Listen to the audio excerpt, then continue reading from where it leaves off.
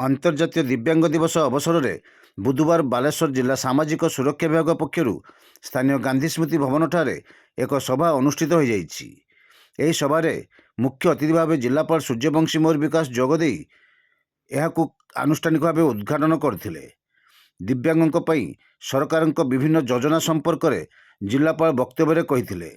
सम्मानित अतिथि भाव उपजिलापाल बालेश्वर शिव मालव्य, नीलगिरी उपजिलापाल Madhusmita Samantaray, trade and commerce BCIC Baleswar उपाध्यक्ष भगवान गुप्ता, मुख्य वक्ता भाव रामकिशोर शर्मा, पूर्वतन उपाध्यक्ष एनसीएससीडीए पोखरीपुट भुवनेश्वर प्रमुख उपस्थित थे। यह कार्यक्रम को जिला समाज सुरक्षा अधिकारिणी प्रतिभा बेहरा परिचालना करथिले। यही अवसर में सकाल 8टार एक सचेतनता वाकथन जिलापाल कार्यालय बाहरी गांधी स्मृति भवन ठारे पहुंची।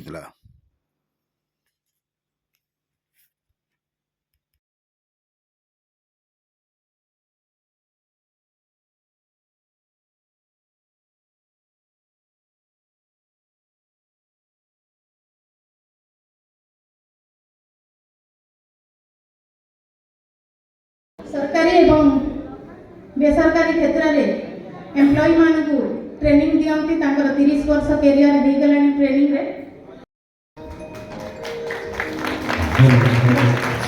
वर्तमान अनुरोध किंतु काली ठो मोर पुओ आपन स्कूल आसबे नहीं काहे जो स्कूल मास्टर माने पागल अछती सेठी मोर पुओ पाठ पढ़िबा पाई जेबे नाही खूब आदत बुझी पार नथले। टीचर जब प्रश्न पचारे से प्रश्न उत्तर दे पार नथले।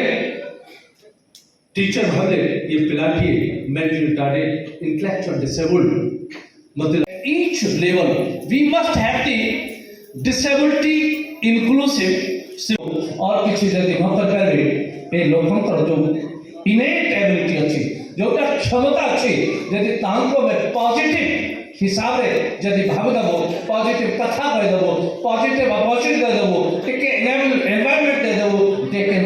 प्रधानमंत्री मान्यवर मुख्यमंत्री हम जो डिसेबिलिटी पिला बहुत भलो परफॉर्मेंस करी के आसी जंती ता भितर 3टा पिला हम बालेश्वर रे जंती सेटा हम पई बहुत गर्वर कथा और से हम पई प्रेरणादायी हेबे। हम बाहर आप फोटो प्रदर्शनी देखी देवे सर्वेश्वर बाबू गोटे भलो प्रदर्शनी करी।